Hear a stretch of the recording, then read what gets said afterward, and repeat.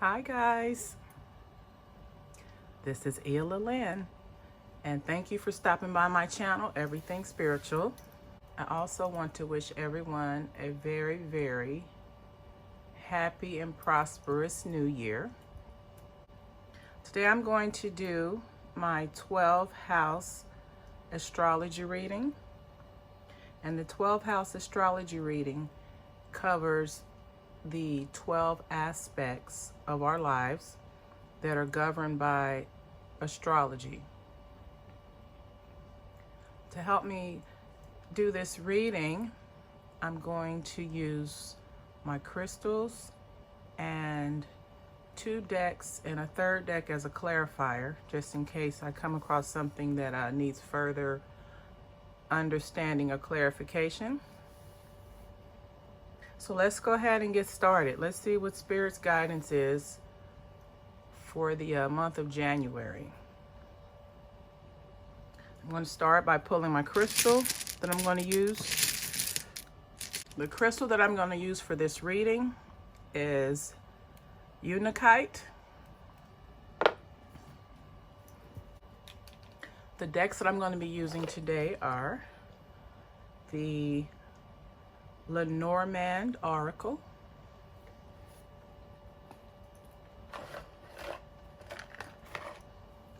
the Alex de Crowley Thought Tarot deck, and as my clarifying deck, I'm going to use the Radiant Wise Tarot if I need to. So I'm going to go ahead and get the cards prepared so we can see what Spirit's guidance is. I'll be right back. All right, guys, I'm back. If this is your first time visiting my channel, I'd like to say welcome. And if it's not your first time, then thanks for stopping by. This is a channel where I provide spirit-guided, intuitive tarot and oracle card readings, hoping to stir up or awaken your spiritual consciousness. I've gone ahead and laid the cards out for the spread. The tarot card is going to be the main card, and then the clarifier will be the Lenormand Oracle. So the first house that we have is the house of physical appearance. It's how others see you or how you present yourself to the world.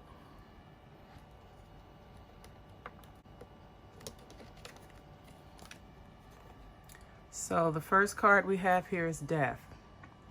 Now just on the surface you think, oh my God, death. But no, the Death card means transformation.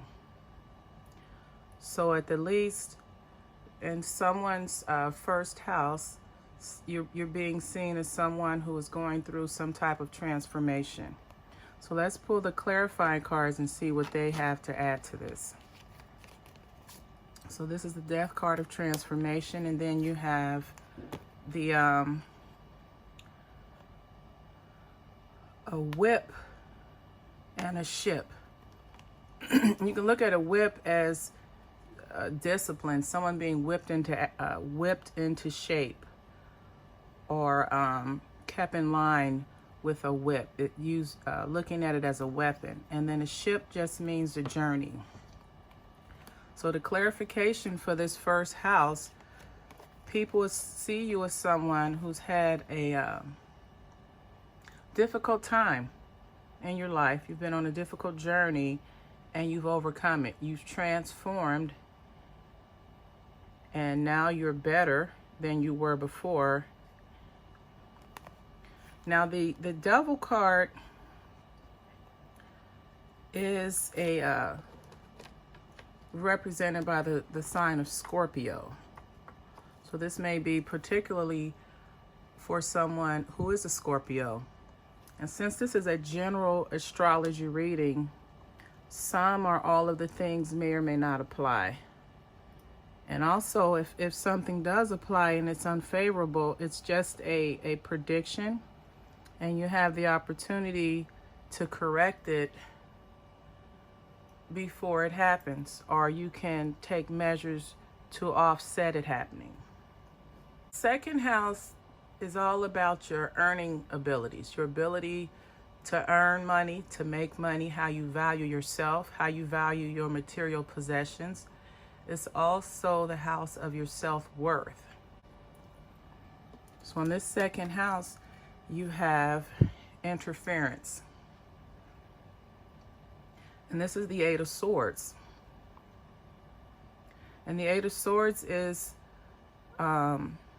associated with the sign of Gemini. So this may be something particular for a Gemini. And it's interference, which means there's something going on that is negatively affecting how people view you. You can be viewed as someone who is frivolous. You throw money away. You're like a spendthrift. So people see you as someone who is very reckless or careless when it comes to spending money. You may have the earning ability, but you definitely have a problem managing your finances. Now, the two clarifiers for your second house are the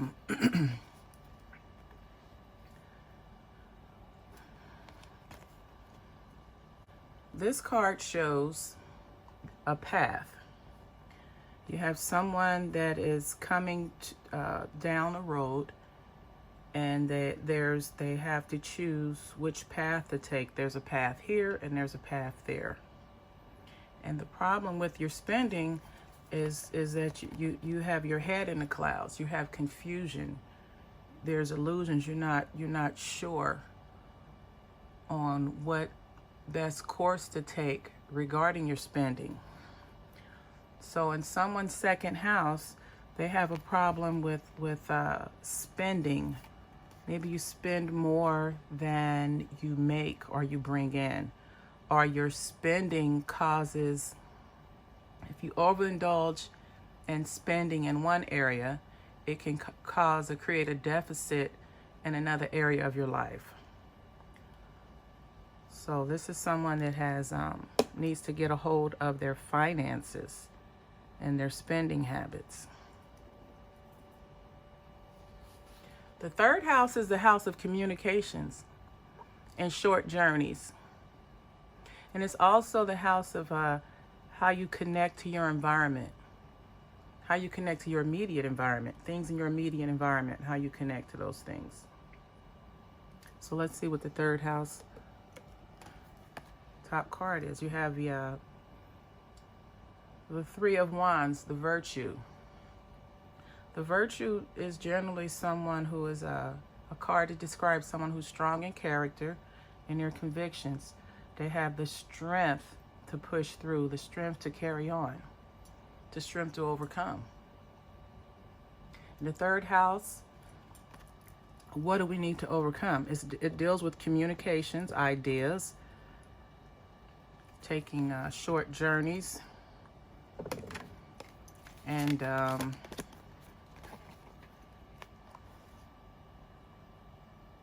your education, your intellect.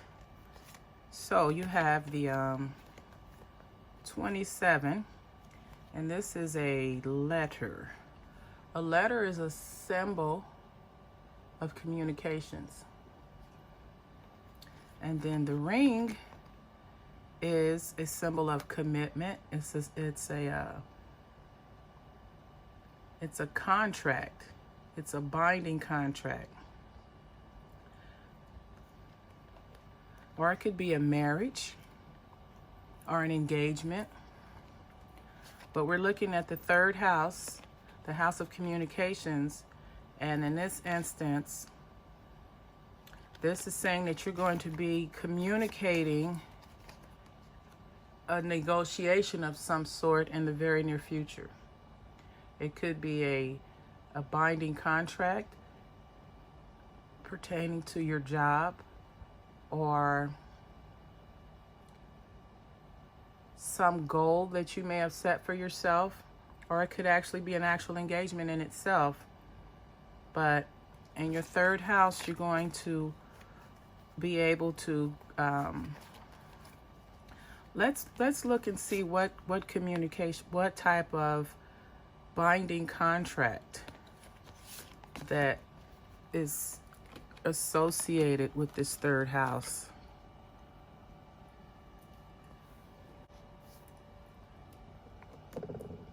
I'm going to get clarification on this third house and see what's going on. So we have the Virtue card, then the correspondence, a letter, some form of communication. The 27 basically is communication, either written or text, but it's definitely a form of communication. And then you have the commitment, the binding, the contract. So what are we communicating? I'm going to pull 3 cards and see what clarifications we have for this third house.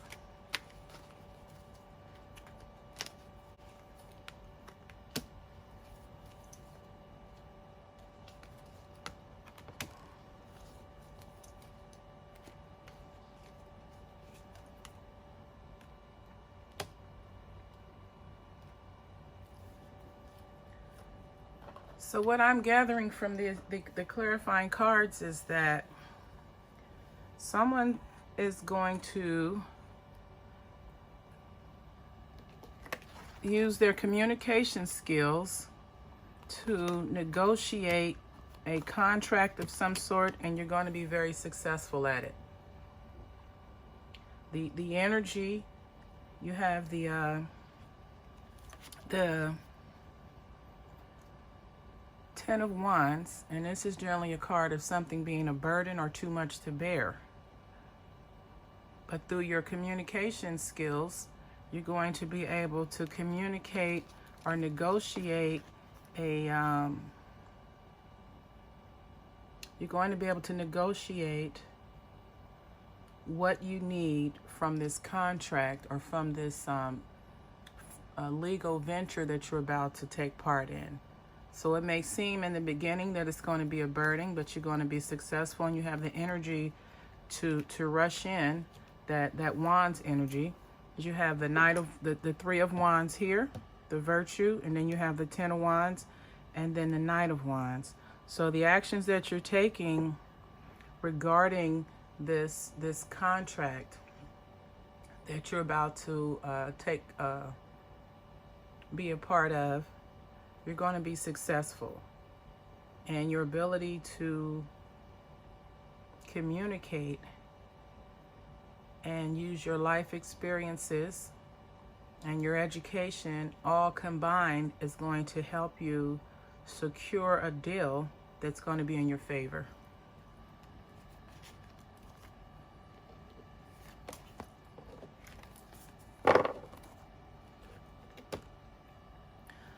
The 4th house is your house of home and family.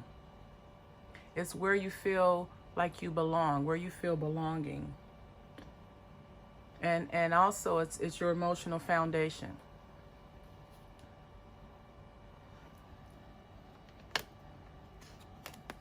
All right, so you have the 6 of disc, which this indicates success.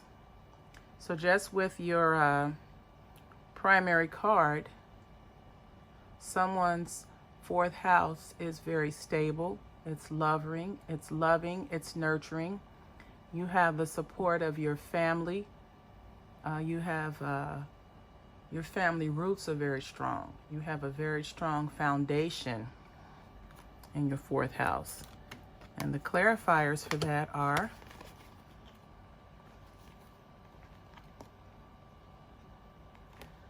you have the Star card and the Moon.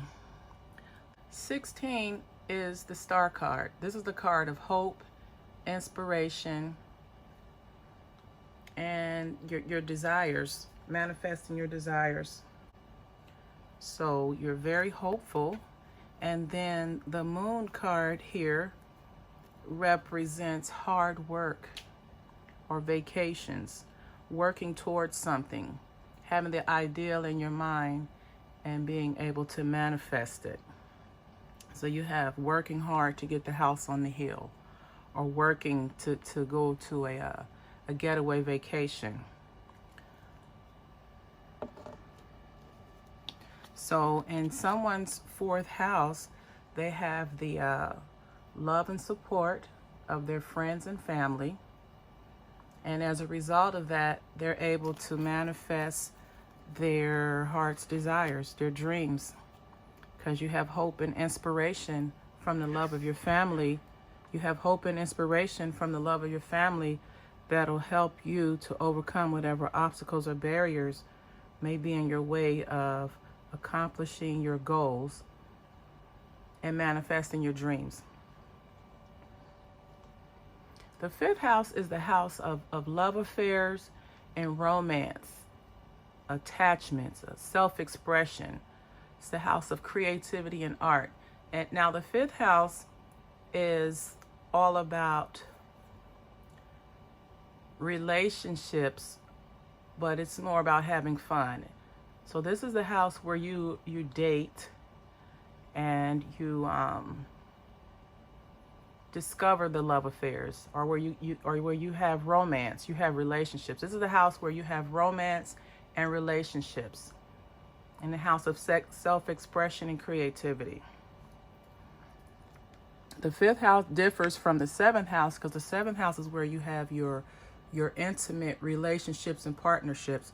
But the seventh house here, but the fifth house is basically about your relationships, your love affairs and romances. So you have the Queen of Cups in the fifth house. So based off this cup, or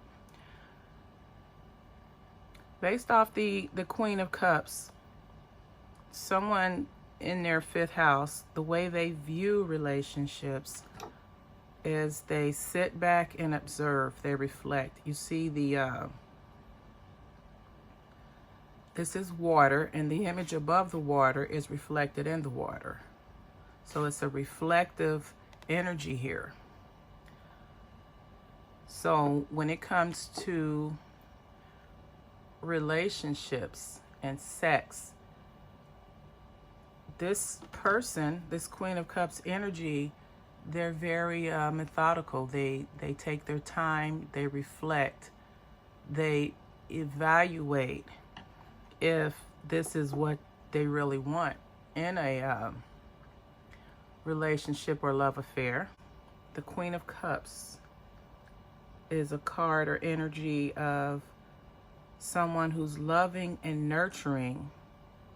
But if you're not in her circle of love and nurturing, she has very few words for you. She's only interested in or has a concern with that which she cares for.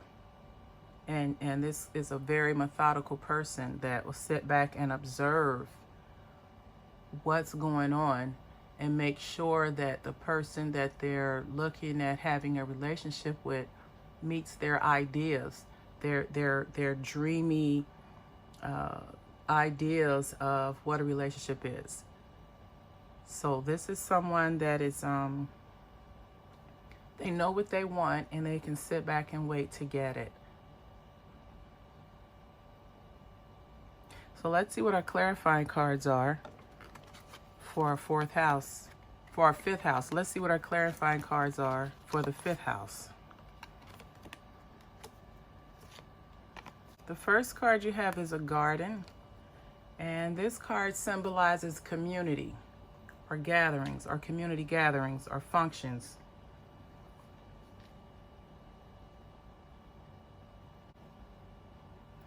And then the stork card is a card meaning change or movement or relocation. So what I'm gathering from Spirit here is that the Queen of Cups, what I'm gathering from Spirit is that, what I'm gathering from Spirit is that the Queen of Cups is the feminine energy. She has decided that in order to get the relationship that she wants, she's going to no longer date in her local community, whether that's where she works or where she lives or where she hangs out at. She wants to relocate. She wants to change the way that she dates. You see the heart there? She wants to change the way in which she seeks out relationships. She wants to change where she finds people to date, what locations, what places she finds to date. So in someone's 5th house, they have that Cancer, Scorpio, or Pisces energy, and they know what they want, and regarding dating, but they've decided that it's better to change the normal places that they generally go to find someone to have a relationship with or to date.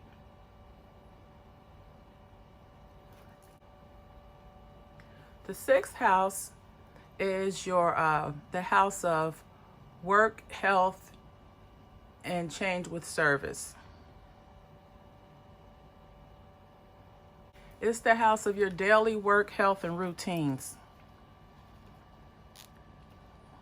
So the 6th house is where you do your daily routines regarding your work or service.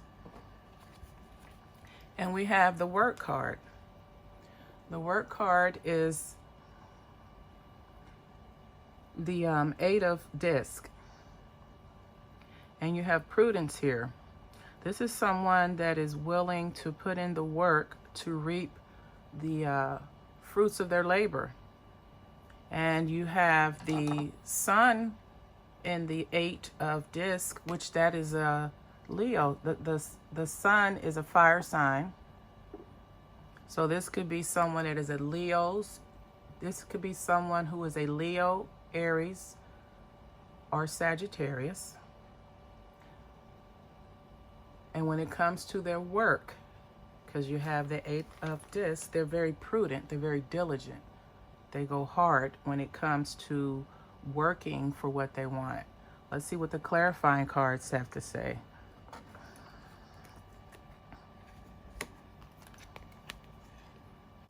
This is someone who loves their work. This is a male energy. Now this person could work from home. He could work in real estate. He can buy and sell homes or rehab them. But the message here is this Leo, Aries, or Sagittarius energy. It's someone that loves to work. They love to work from home. They're very prudent or diligent when it comes to working. They're a hard worker. They're successful. They get what they want through hard work, and they enjoy what they're doing.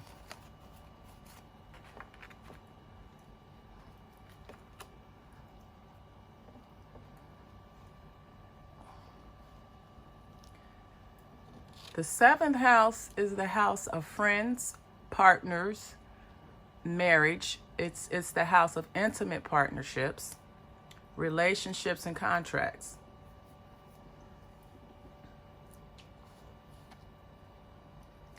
So in this person's 7th house, regarding the friends and partnerships, specifically long-term relationships, marriages,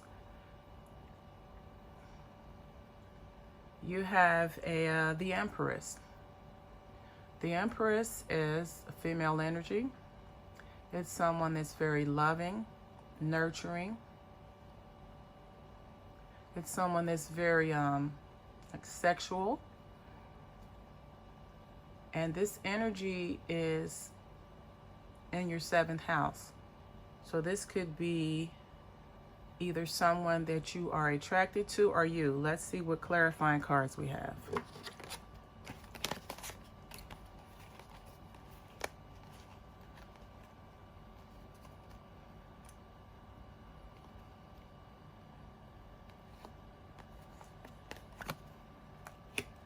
So the clarifying cards you have is, the first one is a scythe, which is some type of a farming tool used to cut down bales of hay. In this instance, this card is signifying that it cuts through, it separates, it removes, it cuts through. And then you have a house or a tower. The tower represents the government, some type of structure, an organized structure.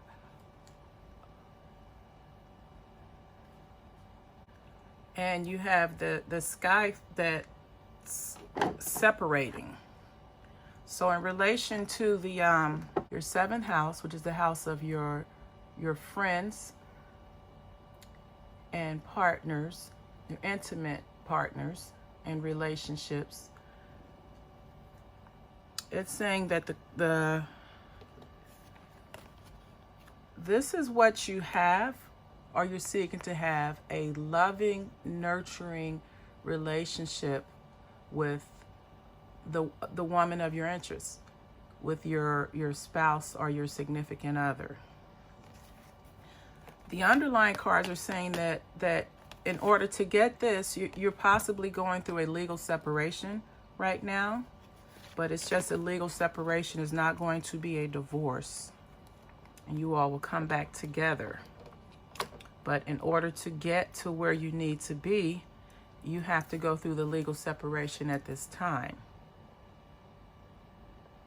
The eighth house is the house of secrets. It's the house of rituals. It's the house of death and regeneration. And of course, it's not necessarily a physical death, but maybe a transformative situation, as well as your sexual activity. And it's also the house of shared assets. So in short, the eighth house can be considered the house of sex, money, and shared assets. So in this person's, or in someone's eighth house, they have the seventh of disc, which is the card of failure. So something is not right.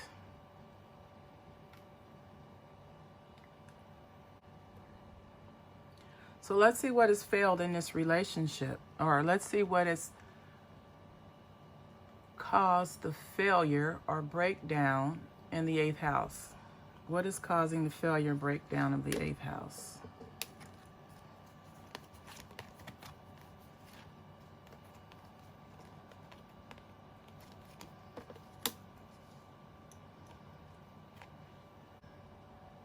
This is definitely referring to a relationship.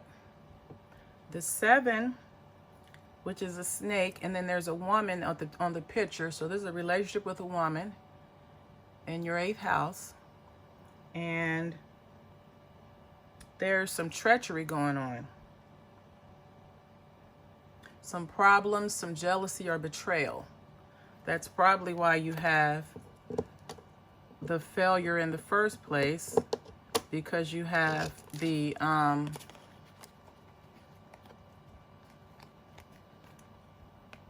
you have treachery and deception going on. So that's probably why you have, or that's most likely why you have the breakdown. That's why you have your expectations unfulfilled. That's why you feel failure, because you're dealing with someone who is treacherous. And they're betraying you. They have jealousy toward you. And the bear represents power and strength.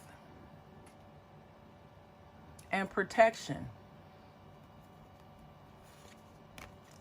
So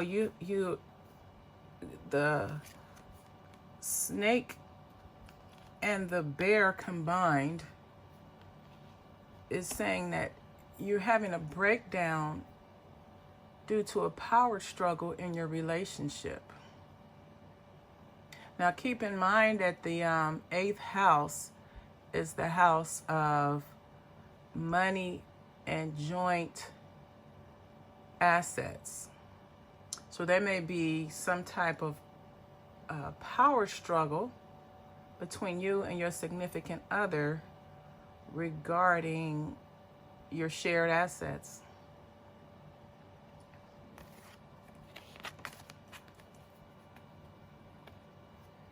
So knowing that that is the problem should give you an idea on how to neutralize that situation.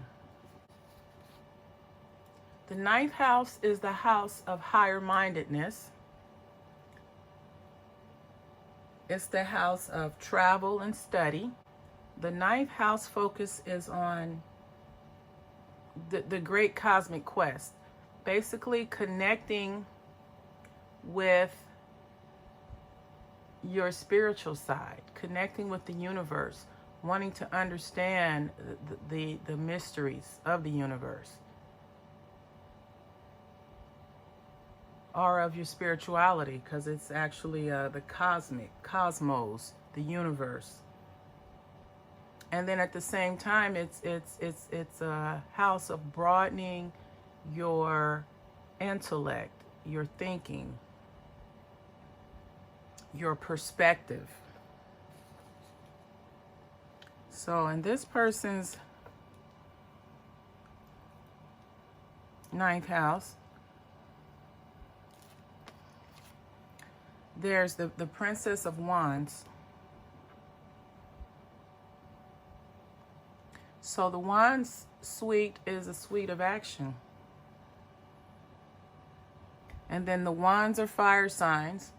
So again, you're dealing with a Leo, Aries, or Sagittarius energy in this 9th house. Very intelligent, and they're very energetic, or they're very driven when it comes to their higher mindedness. They're driven.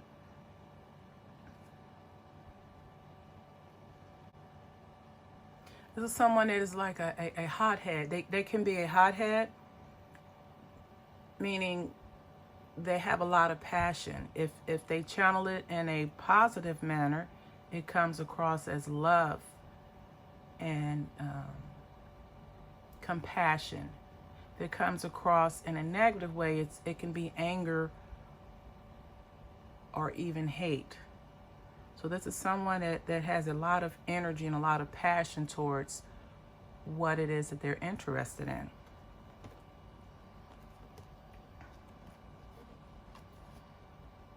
Okay, so you have the clarifying cards for this passion is you have a dog and then a man, a male. And the male has a heart, and these are hearts. Hearts represent emotions. So we're dealing with emotions here. So this would be someone who is very loyal and faithful, dependable. And it's a man. So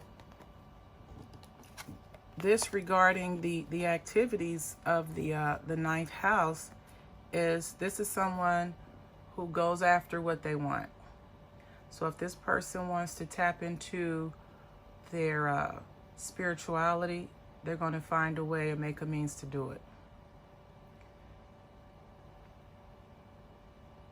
This is someone who is constantly expanding their consciousness.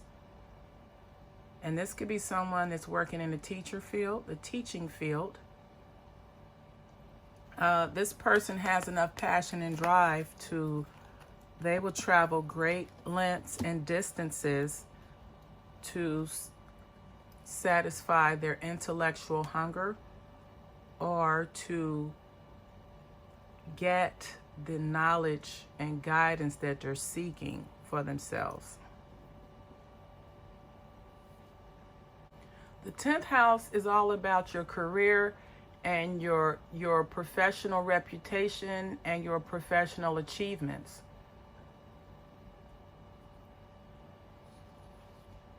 It has your it can show, or it's where you have your moral conditioning and which direction in life you choose to go, your life goals.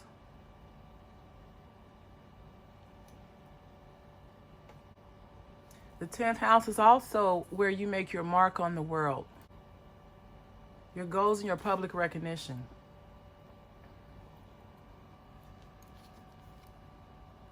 So you have the Emperor in the 10th house. The Emperor is associated with the sign of Aries.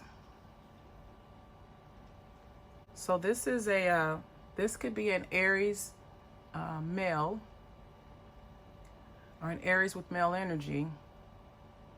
And the Emperor is someone, regarding your career and reputation and professional achievement, is someone who has leadership. It's someone who is successful.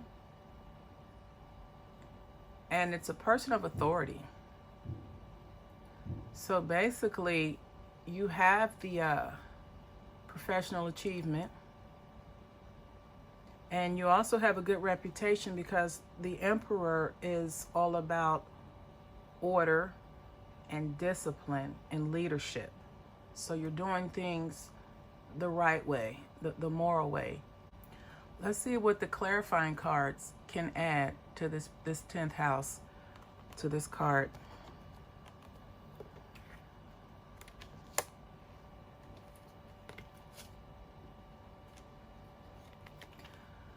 So again, this is looks like a relationship situation, because you have the Lady, and it just means just that, a lady. And then you have Luck, which is what the four-leaf clover represents. So this male energy's career and reputations could be centered around his relationships with women.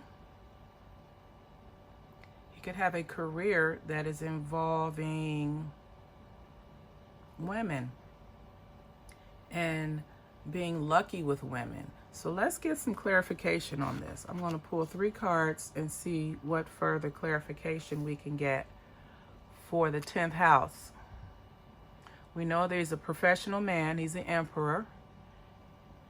He has the discipline to have professional achievements and to have a career in whatever field he's in, with maybe something to do with the lady and luck, Lady Luck. He has moral conditioning, so he's not someone that'll do things underhandedly. Let's get some clarification on what type of career profession is in this 10th house with the Emperor.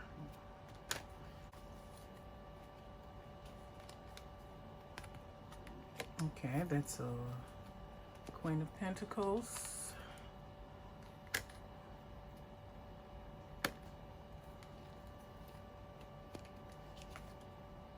Okay.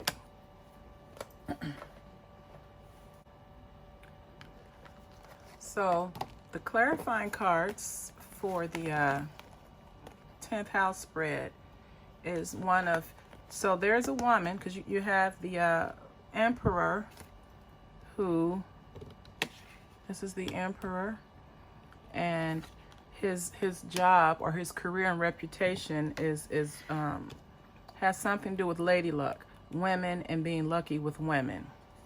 So when I clarify that, I get the Queen of Pentacles. So that in itself will tell me that This is someone who he helps women make money. He has a career profession that help women make money. And then you say, well, what kind of women? Women that are broken.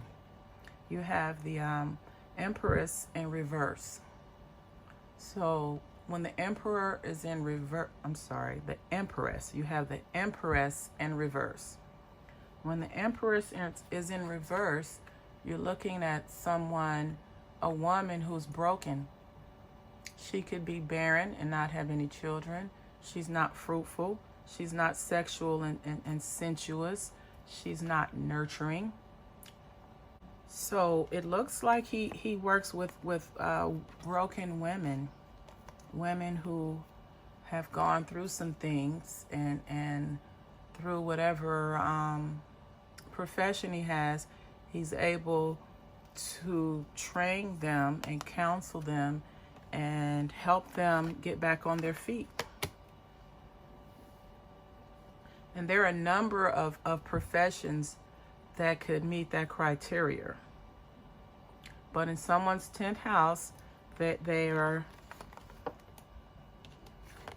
someone who has an Aries energy, they're in a profession that they love, that they're very good at helping women overcome their shortcomings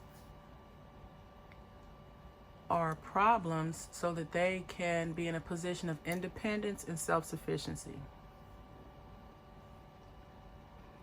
The 11th house is the house of joint activities, like-minded people, similar interests. Could be considered the house of networking. It deals with group expansions, your social life, and your friends.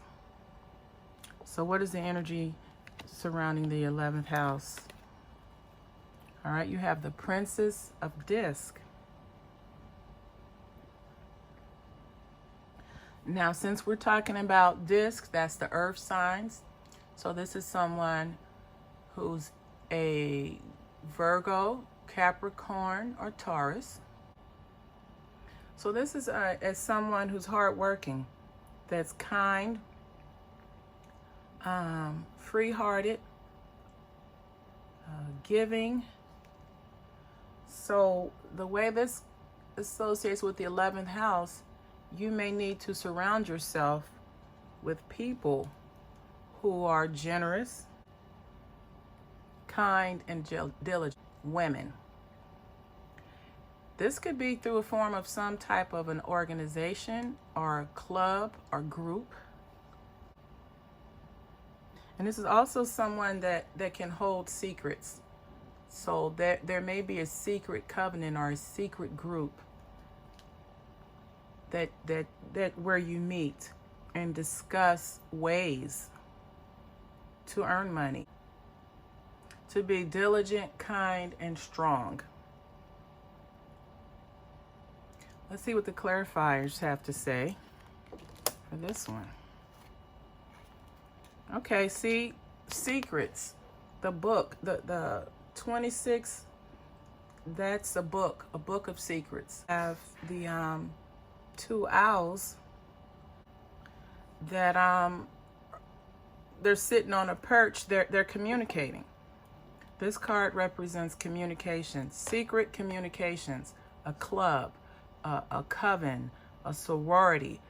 This is someone who, if you're not in a sorority or a secret coven or a woman's coven of some sort, you're looking at becoming a part of one. And as far as this, joining this coven or this group will put you with like-minded people that have similar interests. And of course, in making money or in having financial freedom, financial security. So that's what you have for your 11th house. Someone will be, someone is or will soon be affiliated with an woman or female group or coven that helps, where they go and discuss how to become more financially stable and independent. The last house we have is the 12th house. This is the house of karma. This is a result of your past actions, your hidden support and limitations. This is also known as the house of self-sabotage. It's the house of self-sabotage because you have fears that you haven't worked through. And it's the house of your fears, your inner self, and secrets. It's the house where you meditate and just take a mental retreat. Just take a break and regroup. You can do all those things in your 12th house. The card we have for the 12th house is that of disappointment. You have the 5 of Cups. So this is disappointment. This could be karma, because it is the 12th house, and that is the house of karma.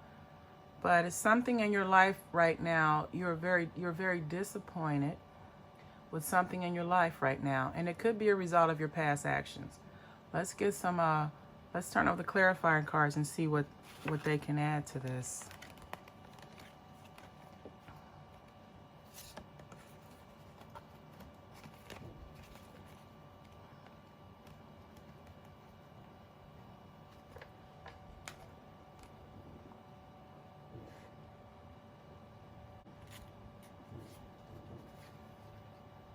So the first card you have is the lily. That looks like an Easter lily, but it's a flower, and it just represents peace, calm. And then you have the 23, which represent mice or loss or theft or sabotage.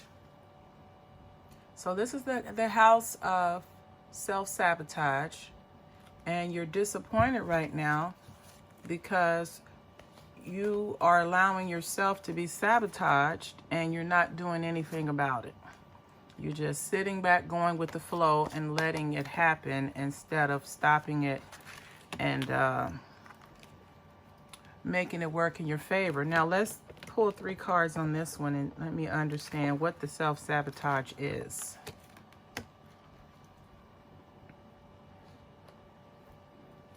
How are you sabotaging yourself right now?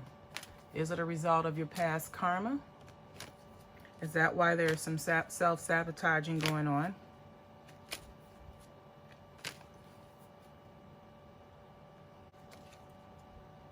All right, so you have the Judgment card, Knight of Wands, Judgment card, and the King of Wands. And then you have the Hierophant.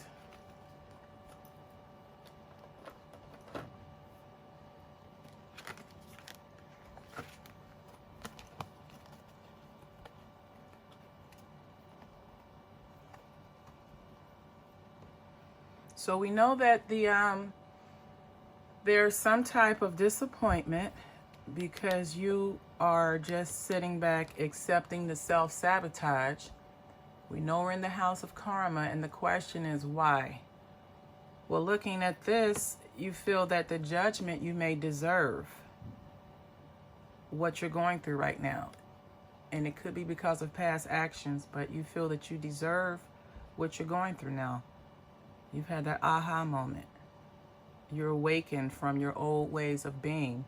And then the King of Wands, again, this is that Leo, Aries, Sagittarius energy, male energy, that is there to make the changes, that is there to take action, to take actions of change. You have the wand and the budding, looks like bay leaves are on the wand that are going to inspire change, inspire an action of change. And then the last card you have is the Hierophant. And in this instance, that would be doing things the right way, doing things the conscious way, having a conscious orthodox. So this looks like, and that may be why you have disappointment here, because you're accepting the karma.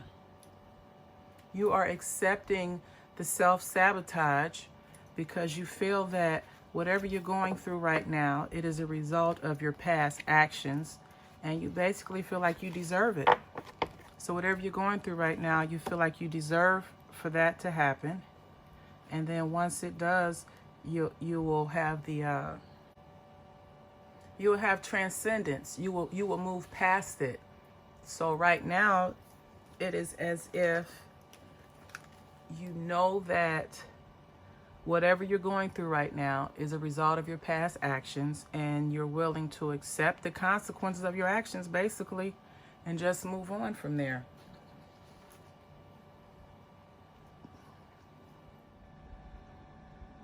I almost forgot, guys. The crystal for this reading is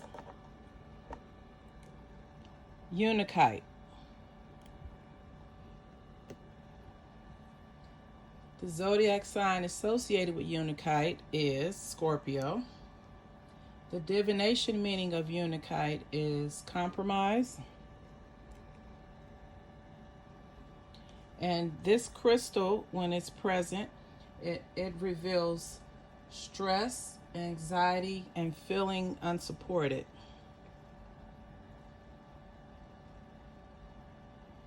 You may be at a point in your life where you want to break free from a particular pattern or change the way that you do things. Rather than making extreme changes to get you back where you need to be, start with a compromise. Just start compromising with the person, or normally it's a person. Begin to compromise. And just knowing that by you compromising and having that energy of compromise, know that the small steps you make can have a big impact.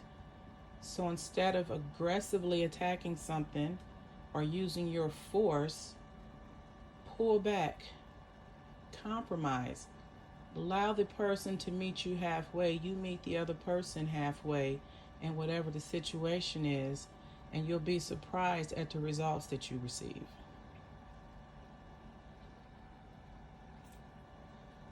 So there you have it. This has been the January 2021 12 Astrology House reading. If you found this video resonated with you or maybe someone that you know, then please like, comment, share, and subscribe to this channel. And then in parting, as always, until the next time we meet again, namaste.